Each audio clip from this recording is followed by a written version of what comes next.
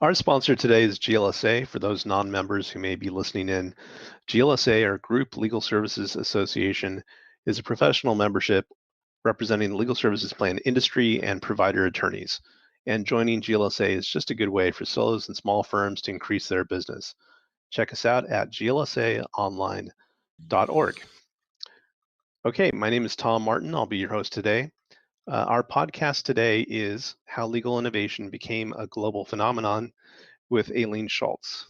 She is the founder and president of World Legal Summit, a global initiative happening in 2019 promoting worldwide collaboration in the understanding of legislative frameworks shaping emerging tech and global systems. Aileen also co-founded the Global Legal Hackathon. She's an award-winning strategist with a global footprint and a passion for creating better systems for exponential growth. She has background in research, marketing, and digital strategy, having worked in the legal innovation industry for several years, and she is now senior manager of the labs program for global labs at Thomson Reuters.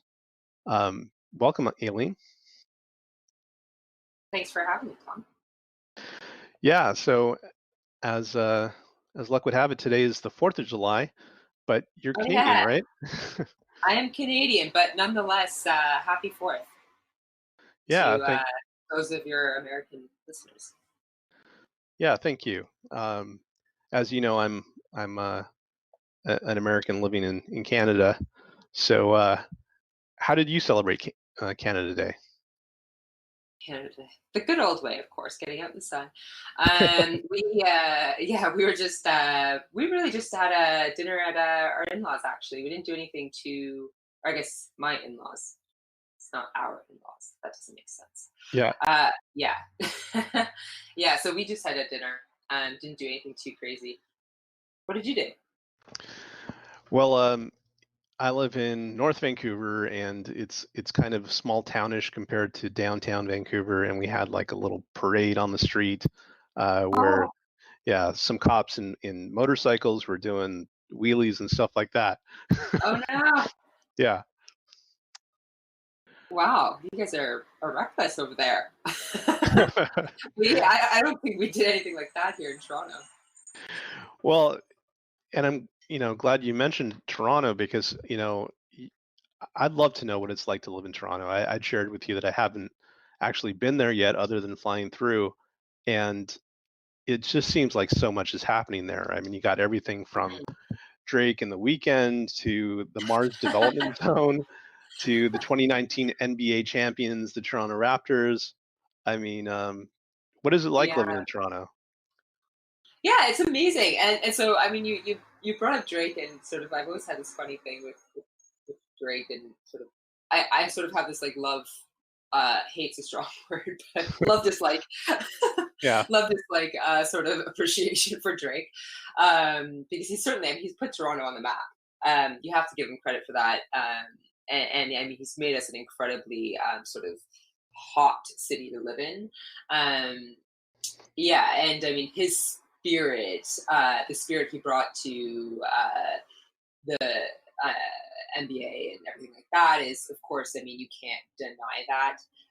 And then I think that had a lot to do with the Raptors winning, because I mean, spirit and support has so much to do with that energy. And the thing about Toronto that's so great, and I was just in Boston. I was talking to someone there who's a huge basketball fan, and he found out I was from Toronto, and he just sort of was like through the roof excited, and he just sort of got all like sort of talking all this basketball stuff that I can't keep track of. I mean, he was happy. He was genuinely like, oh, Toronto deserved to win, and all this stuff.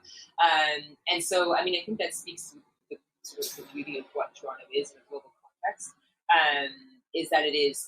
I mean, it's actually factually the most multicultural city in the world, but it's truly a world city. And so the Raptors winning was, yes, a huge win for Canada.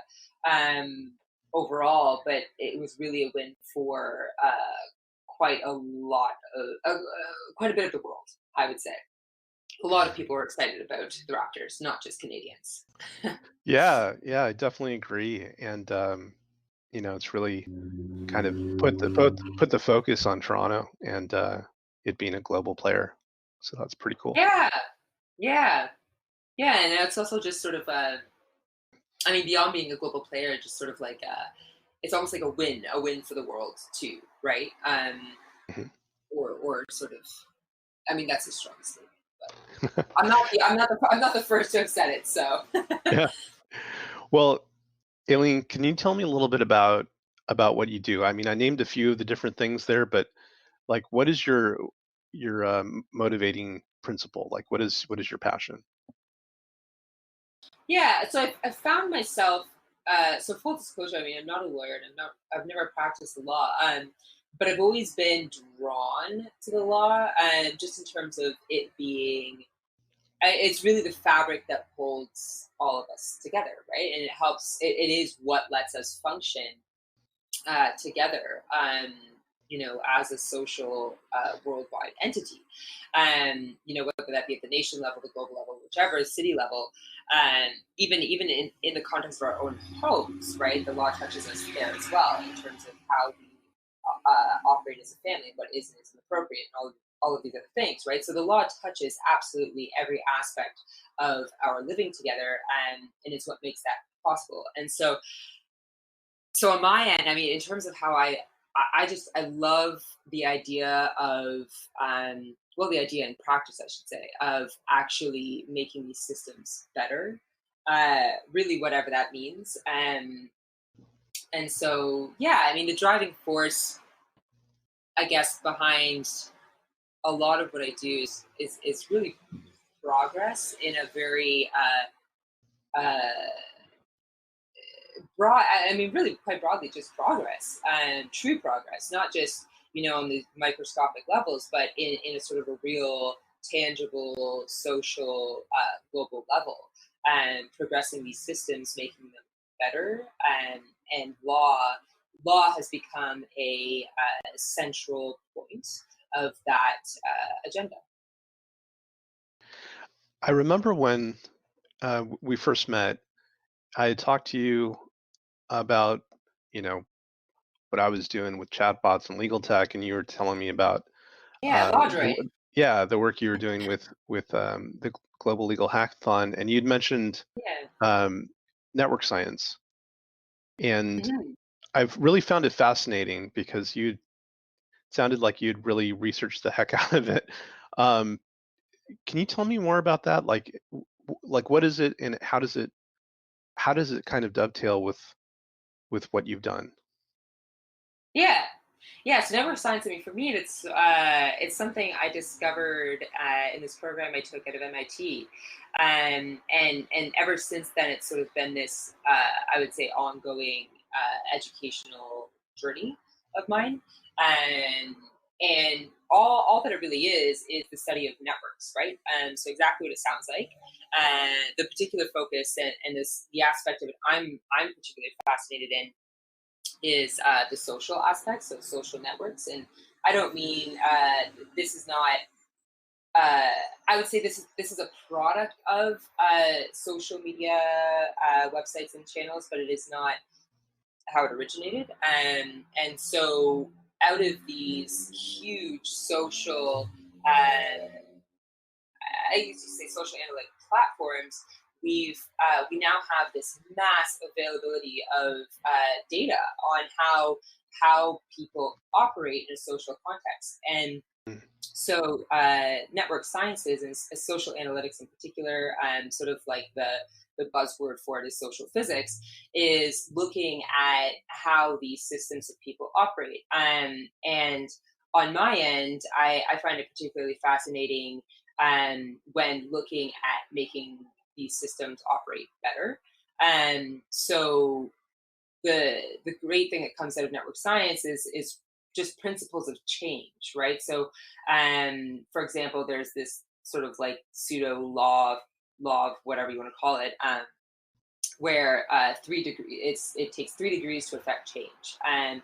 and so anything beyond that in terms of connections is effectively useless, and that's based on Of course, there's psychological factors that weigh into that, as well as even just sheer proximity to other people. And so there's all this information that's coming out of network sciences, which is a relatively new field, just because of its the new availability of data on these topics. And what we get out of this is this better understanding of what motivates different social networks. And I don't mean social networks again in the sense of media, social Hmm. media networks, but in true social networks, right? So if we're talking about law, for example, we're looking at a network of legislative systems, for example.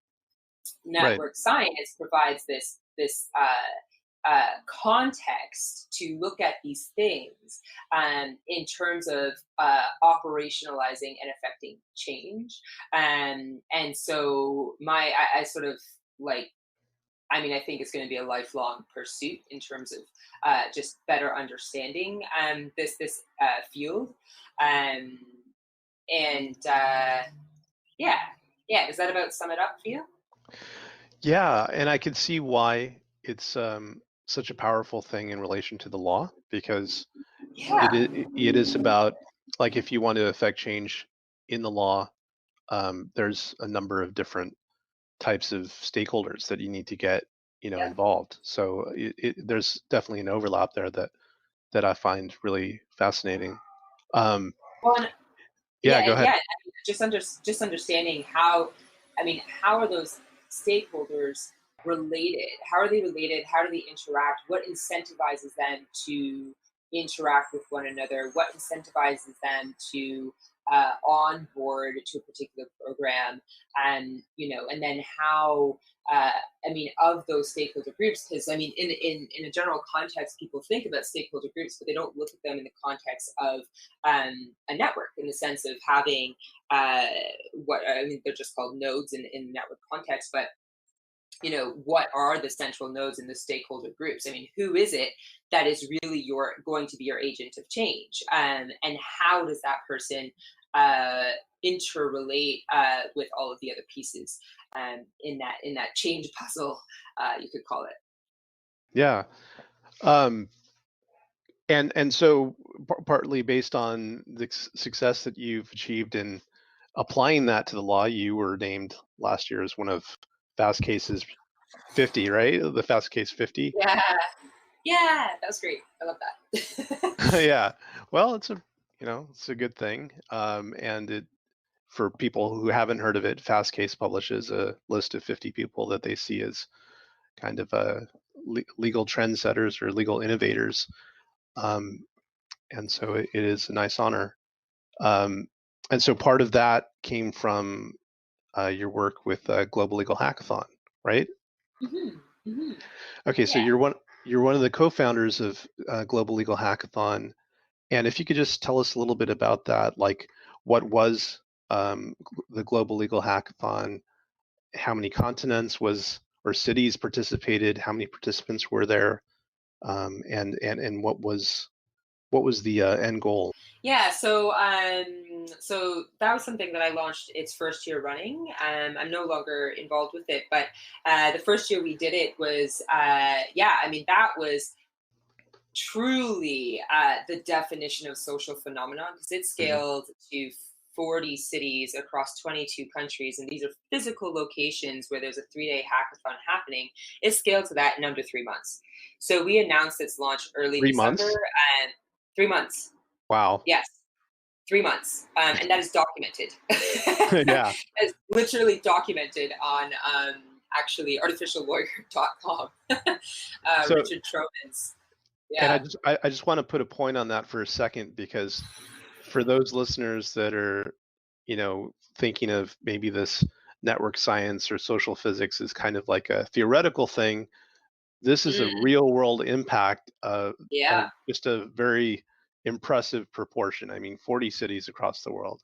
That's amazing. Across 22 countries. Yeah. Yeah. In under 3 months. It nearly killed me. Um, but, but yes. Yeah, that's exactly it, right? It really does speak to getting the architecture of change, right? Like, so understanding, what does it look like for whatever project it is you're working on, right? Like, what is the architecture of that network? And then amplifying that and figuring out how to operationalize that. So Mhm. yeah, totally. It certainly speaks to that. Um, yeah, as well as, I mean, it really also speaks to, I think, the state of the global, not just in legal, but it's also a global sentiment, right? So there's this global sentiment, where, I mean, everybody's an entrepreneur now in sort of one way or another. I mean, maybe that's a grand statement, but the idea behind that is really just that we're seeing this global movement toward, um, people people feeling more empowered and having the tools to actually, pursue their passions, or to, um, truly affect change in, um, whatever it is that they're um, trying to change. And so in the legal industry in particular, I think what we touched on, when we launched that, is that, um, and I don't know if this was something you wanted to get into a bit later, but, I think it speaks to just how, open the law actually should be. Sure. And I mean, the law touches everyone, and yet it's sat at this sort of high level, untouchable, um, you know, arena that, I mean, people have become almost, like, law has a bad name, right? Law is just sort of seen as this, uh, tool that's used to manipulate people, and it's not seen as this positive thing that is actually the fiber of how we coexist. Mhm. But the fact of the matter is that it is that, and it should be accessible to everyone, and everybody does have a say, in what that should look like, in their various jurisdictions, and whatever it is that they're working on. And so I think what was shown there through that, through launching the GLH, is that, people are starting to become aware of that. And now that we live in this digital era, the tools are actually available for people to have a voice. And so, I mean, after we did that, I got letters from people saying, uh, saying it literally changed their lives. We got quite a few letters like that, and they were just, I mean, it was like the most, uh, incredible thing for them. And I mean, here in North America, we don't see it like that. I mean, we think, okay, it's a hackathon. I mean, so what, right? Mhm. And but for what we don't realize in the North American context is that there's parts of the world where this idea of legal innovation is still very new, if not even unheard of altogether. I mean, I think that that's now less true, because of this particular initiative. But, um, yeah, I mean, I think that speaks to why it ramped up so quickly as well, is that it touched on something that applies to everybody, and it gave them the opportunity to have a voice, um, in that. So, okay, just to back up a few steps. th- Yeah. so like a legal hackathon, you know, from my experiences, where you sit down with some different people that you're working with, and you have a concept that you're trying to create a solution against. There's some kind of issue or problem you're trying to solve, and then people use technology to solve that problem in some Hmm. way. Hmm. So what was the challenge, what was the gauntlet that was thrown down for the first year of the Global Legal Hackathon? Yeah, so it was really just, there was, I mean, I guess you could say there's two sides to the coin. It was business and practice law, so building technologies and better solutions for business and practice law, and then on the other side, building better solutions for access to justice and good government solutions. So it was really quite broad, which also I think was a good move, because it again then provided, everybody, a space to play in. And so what what are like a couple of projects that you could remember that people put together as Yeah. Well, so my go ahead. I don't know if I'm allowed to say this or should say this, but it is true. Oh, go on. There's well, there's one team in particular that I mean, they really just rocked the socks off this thing. And they're still going and they're getting funding. The team's called Annika, out of Australia. And I mean, so their solution is, I mean, look them up. It's Annika Legal, ANIKA.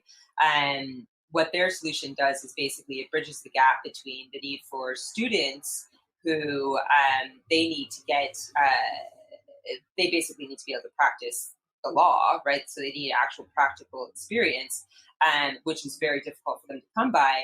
And then on the other end, there is lawyers who need to provide pro bono services. Mhm. And so their particular platform, what they're looking at is bridging that gap so that students can actually practice the law, and then they have input from currently practicing legal professionals to help guide them along the way. And I mean, they're just doing phenomenally well. There were, of course, plenty of blockchain solutions.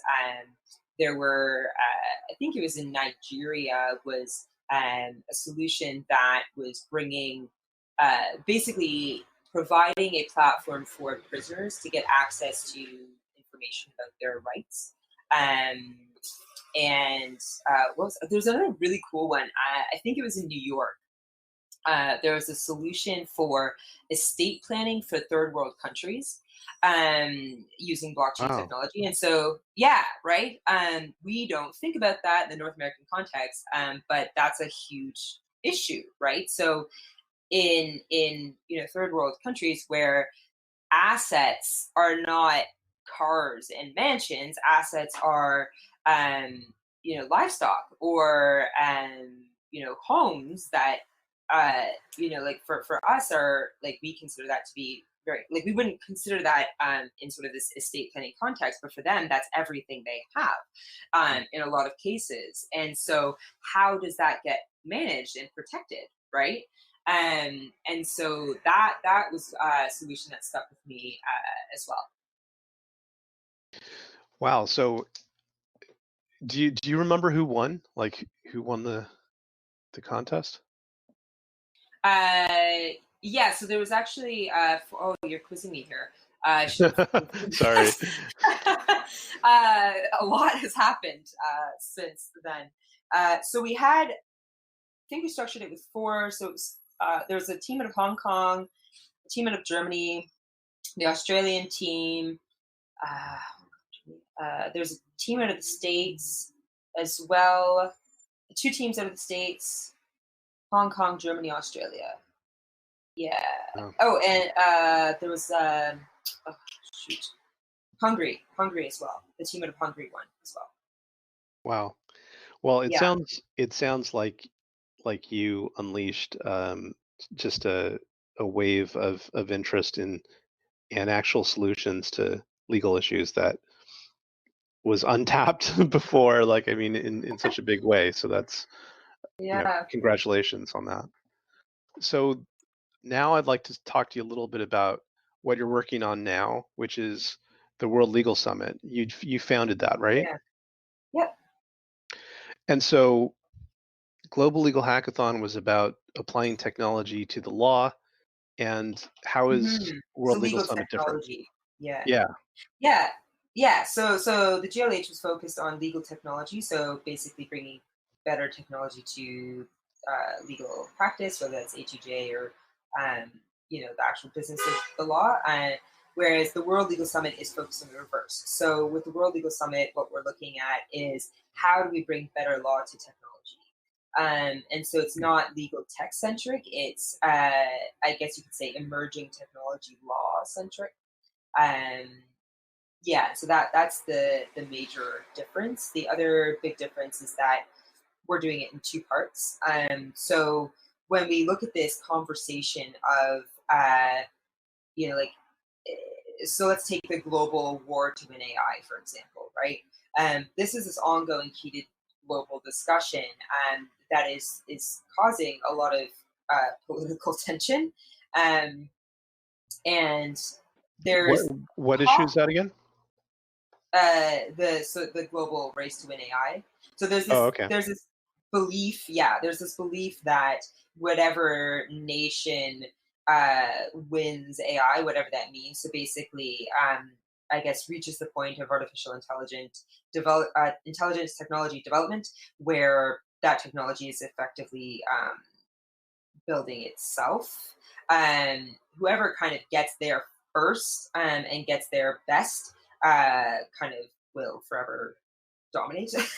That's kind of like the conversation right now, which is Wow. obviously terrifying.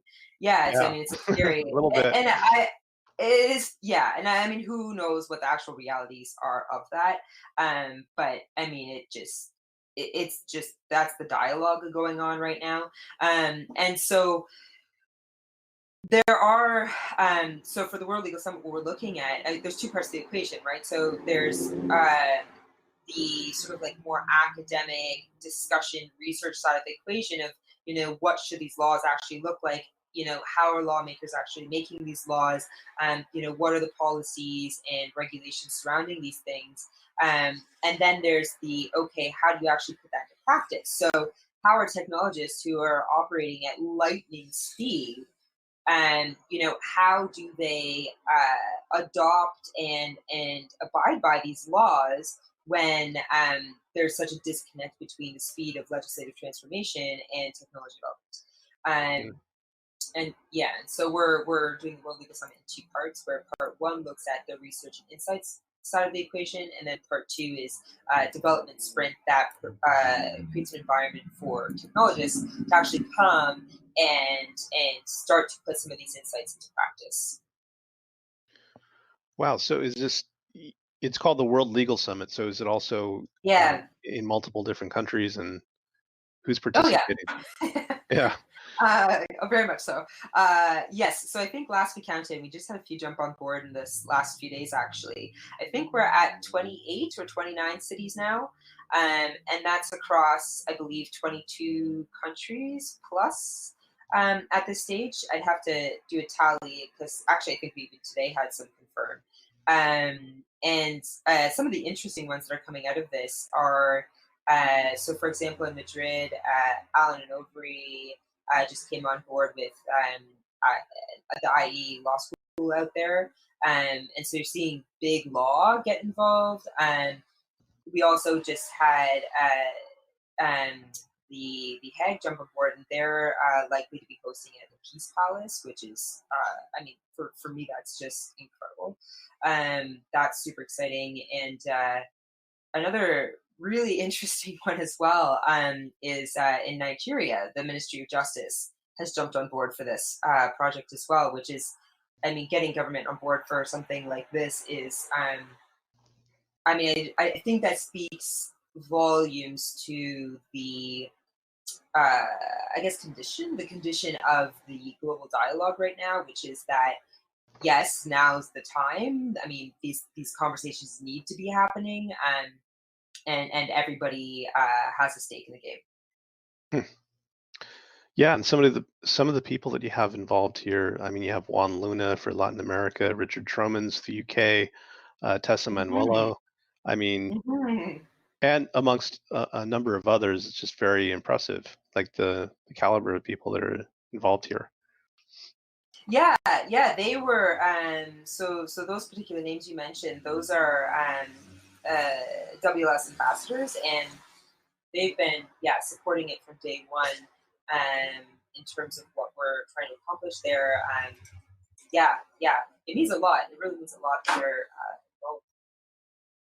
Well, I definitely think you're onto something again with this because um, the application of the law to new technology is a little scary. Like just recently, Yeah. Richard Tromans, actually artificial lawyer, did an article about Article 33 in France and how Mm. they're having criminal penalties now if a legal analytics company was to identify judges and how they decide cases.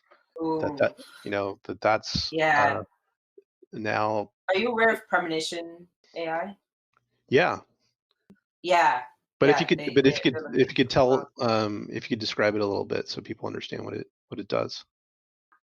Yeah, I mean, they're looking at court analytics as well, right? And so applying predictive analytics to judges and sort of predicting what the outcome of a case would be based on who the judge is.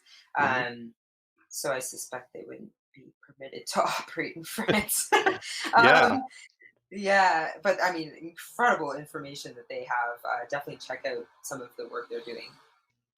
So by bringing together, um, I would imagine people within the government as well as academics who dedicate their lives to studying and researching these areas of law. Is Are those some of the stakeholders that are involved in the World Legal Summit? Yeah, yeah. So, I mean, the goal that we're trying to do here is really to build the appropriate space for all stakeholders to get involved and to get involved in the way that is most applicable to the role that they have in this conversation. And more than conversation, but in practice. And so, yeah. So, I mean, the stakeholders really are the full gamut. It's technologists, it's policymakers, lawmakers, it's government bodies, it's academics um, who are. I guess who spend their time in a professional sense looking at these problem points. And I think the first event for World Legal Summit is coming up August 1st. Is that right? Hmm. Yep, yep. Okay. August 1st, and it would be across a 24-hour clock, because it's August 1st in everyone's respective time zones. Okay. So if anybody's listening, and I'm pretty sure we're going to get this released before then, if you're interested in participating or learning more, how would they check out, get more information about World Legal Summit? So worldlegalsummit.org is a great place to start. And then certainly feel free to shoot us an email as well at info@worldlegalsummit.org. And our social channels, we're on LinkedIn, Twitter as well. Cool. Well, okay. So with your work with Global Legal Hackathon, World Legal Summit, and now you're a senior manager of the labs program with the global labs at Thomson Reuters. What is that? Like what What do is you what that? do you yeah, Yeah. what are you doing now there? Wouldn't you like to know? I would. No, I kid. You're not the first to have asked. There's sort of this running joke in the tech community that you don't have a communications person. That's not what technologists do. Um, and so, senior manager of labs programs is sort of just a fancy way of getting around calling me that. But yes, it's effectively what I'm doing with the so first, what is the labs, right? And so Yeah. Thomson Reuters, a lot of people haven't heard of Thomson Reuters labs, and the labs are really this innovation arm of the organization that works both internally and externally, and the focus is really on the research discovery and prototyping stages of new technologies, and so working with customer partners to prototype technologies as well as internal stakeholders. And so, that being said, I mean, it's not intended to be sort of like this money generator. The focus there is really new technology, right? So, building those partnerships that um, leverage the insights on both ends and also result in it could be new products, it could be new features, working with law firms, governments, of course, tax accounts and things like that. Yeah. So that's labs, yeah, and a lot of people haven't heard of this, and so part of why I've been brought on board is to help share that message, and to help both internal and external stakeholders understand how the labs can benefit them in it sounds a little cheesy, but in their innovation journey. And that's really truly what we do at the labs. And so I've been brought aboard to help build that community and get that message out there. That sounds fantastic, and I could see how, um, you know, having a player like Thomson Reuters to take notice of the work that you've done and to bring it into, the corporate context is going to be really, really successful for them, I think. Well, I mean, I hope so. Yeah, Well, yeah, it's great. this legal innovation as a global phenomenon, it's really been something over the past couple of years for sure. And I know that you've heard the numbers in 2018, just this last year, it's been a 713% rise in equity investment Yeah, in legal yeah, technologies, legal technology companies, topping over 1.6 billion in 2018 from only 233 million the year before. Um, yeah, yeah, yeah, what's going on? Like you have that amount of money invested, you have the explosive success of Global Legal Hackathon, now World Legal Summit. Like there, there's definitely something in the air, and you've put your finger on the pulse of it. So, yeah. yeah, what do you think has resulted in that? I mean, I think it does go back to well, I mean, law applies to everybody. There's that piece of it, but sort of like in a business sense, like why is it that sort of like from a business side suddenly it's interesting to people, and organizations and investors and things like that. And I think largely it has a lot to do. I mean, we all know that the industry is completely transforming, right? Yeah, And the likelihood of it looking like what it does now in 5 years is very unlikely. And so with that transformation are new models are emerging, right? So new models for servicing uh, the legal for both servicing legal profession, but also being a legal service provider. New models are emerging, and with new models, of course, new businesses and businesses that are going to be viable in a future oriented context that currently or previously wouldn't have been because of the I guess legacy infrastructure of a archaic industry. And so now that these models and these shifts are happening, it's opening opportunity for new players to come into the game. So I mean, we see the big four is another one that a lot of people have heard of is the big four are coming in and setting up shop in the legal industry, which of course is completely forcing big law to reconsider their models. And we're seeing things like, so I was speaking to a friend out of Russia who is incredibly active in legal innovation, and they were telling me about a company called Megaphone, which is actually a telecommunications company, who through a series of contractual events uh, have now become legal service providers. And that happened because they had to, or so the story goes. I should probably say, don't quote me on this, but so the story goes. What happened there is that they effectively they wanted to transform their legal department and automate the whole thing. And of course, all of their lawyers they needed them on board to make that happen. But none of their attorneys wanted anything to do with it, obviously. And so they basically found themselves in a contractual obligation to ensure that these attorneys will still be employed and after the fact if they are to help them with automating their entire department. And okay. so the entire department was automated, and of course, they all lost their jobs. And so Wow. what ended up happening, because it was contractual, is that they had to create new jobs for them. And so now they have this legal service provision arm of their telecommunications department. Oh, Yeah. well, yeah. And that's kind of, I think, a story for the future is like, yes, there'll be certain jobs that go away, but there'll be new jobs that are created from it. Um, Oh, 100%.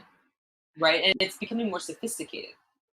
one of the things you mentioned earlier in terms of explaining this global phenomenon is you'd mentioned at least in the direct to consumer context, you'd mentioned that the law is perceived as exclusionary and kind of has a bad reputation for that.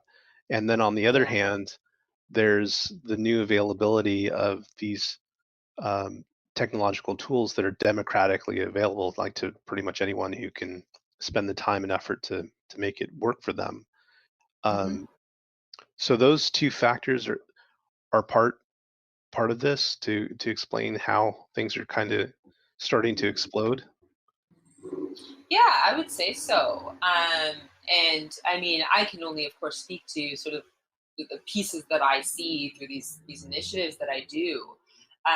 But I think it's bigger than just that there happens to have been a few successful rounds of funding. Um, I do think it's bigger than that. And does, yeah, I think, I mean, digital availability is part of it. Certainly. Yeah. Yeah, you know, within North America and Europe, I mean, there's interesting examples like, Joshua Browder's "Do Not Pay." Just Yeah. and yeah, there are like the awesome, highlights. Like just recently, he got an additional amount of funding. I think it's like over $4 million. So that's pretty amazing, and it's going to allow him to do a lot more in the direct to consumer law context.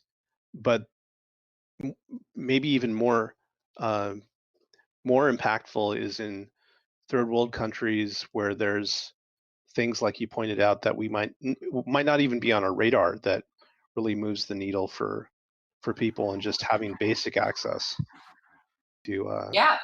legal. Yeah. And Joshua Browder actually, beyond Do Not Pay, he's got another, I think it's his most recent project is bringing basically like access to legal services to refugee camps. Um, Wow, which is, yeah, which is another great case in point. that's fantastic. Yeah, I actually Yeah, had not heard of that. yeah. It's starting to make a little sense now of like what you tapped into and what's What is going this fairy on. dust in the air? Yeah, Um, and it makes sense. What you're saying is that it's not fairy dust, but it actually comes from this from an understanding of the structure of how you get people to participate and what is their inherent need and motivation to change, right? yeah. And I mean, the law is really something that applies to everybody, right? And so, I mean, if you work in a space like that and you can build something that um, makes that more accessible to people, or gives them a voice, gives them an opportunity, even if it's like not necessarily even just in an access to justice sense, but even within their firms, right? So if we have these law firms that need to change but they don't know how, and then you've got maybe a partner in the firm who goes to this hackathon or something on the weekend, and then suddenly they've solved half their firm's problems. I mean, that's a big deal for that person. Um, and so it's really this kind of thing that I mean, everybody can absolutely see. Well, global is definitely a recurring theme in your endeavors. Um, Yeah, yeah. what do you see happening in the next 5 years in terms of global legal innovation? Do you think that this amount of money that's been invested, the amount of people that have been engaged, do you think that'll continue or is it a passing fad? Yeah, I don't know. I'm almost afraid to make a statement to that. I don't think the change is a fad. I mean, I think we're certainly moving towards new legal systems. Um, the 110%. And in terms of funding, uh, I don't know. I mean, I'm less involved on the investment side of the conversation, in the finances of it, but I could see that being more of a fad, simply because I mean, naturally, it's just going to plateau, right? So once the industry figures itself out and what it looks like in 5 years, and sort of like what is its new shape and form for this digital era, once that's figured out, I mean, we don't need these ongoing massive ramps of investment to get it there. Yeah. And so, yeah, so I mean, I think it's just indicative of where we are in this sort of state of change, that this is happening. And I mean, that would be the case in any industry. But in terms of global systems, so I personally think that okay, so there's some people that say this these conversations, for example, like the war to an AI and all these things are sort of pushing us back to sort of like historical levels of nationalism. But I'm of a different frame of mind, where I actually think that uh, because of the digital systems we're creating, the technologies that we're happening upon now and that are evolving, we we're moving into an era where we can have truly global systems. And I don't mean that in the traditional sort of sense of globalization, but I mean, for example, we could foreseeably have global systems of law that are not jurisdictionally bound, like even systems of universal human rights that are actually maintained worldwide, or a conversation that's coming out of blockchain world is this idea of having a self-sovereign identity, and so that's an identity that you personally govern, and it's not dependent on any one government or entity to be issued. Um, and I mean, we see there's a huge populations of people called the Invisibles worldwide, which are, I mean, these are people in refugee camps and elsewhere that uh, don't currently have any kind of record or credential or anything that even sort of proves their existence in the sense of being on paper, or digitally, I guess I should say, as well. And so I mean, the technology that we're now developing uh, allows us to start looking at ways to solve these problems in a truly global context. And so I think that is something we're going to see more of. We're going to see more of globally enabled initiatives and systems. Yeah, I don't think that piece is a fad. So hopefully, it sounds like the law can go the law can go from having a bad reputation of being exclusionary to one where the law is actually helping to include more and more people in the conversation. Yeah, I think so. I think very much so. Yeah. Well, I hope you're right. You sound not so sold on the notion. I, personally, I'm hopeful that that's the case. It just seems that historically things have gotten, um, you know, become much more political when it Yeah. comes down to it. And I hope that's not the case because we have, as you've, you know, shown through your own work, a great opportunity here to connect personally with, you know, the world and get them involved Yeah. in creating Yeah. the world that we want. And Yeah. Yeah. and that actually ties into this amazing quote that you have on World Legal Summit, which is never doubt that a small group of thoughtful, committed citizens can change the world. Indeed, it's the only thing that ever has, from Margaret Mead. Yes. Yeah, I love that quote. It's a good Yeah, one, right? I think definitely. it's very accurate. I think it's very, very accurate. And especially going back to network sciences, 3 degrees of change, right? Do you get the three right people in the room? Change the world. Yeah. Well, thank you, Aileen. I loved getting to learn more about you and why legal innovation has gone global. How can people keep in touch with you and follow up? Yeah, so LinkedIn, I'm very open to LinkedIn connections, and certainly I hope that if the World Legal Summit is happening in your city, that you get involved. And I'm hetitant to give out my personal email, but heck, let's do it.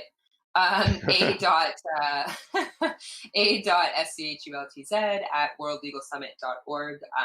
You can contact me there as well. Cool. And what is your Twitter handle so people can follow you? Oh yes, Twitter.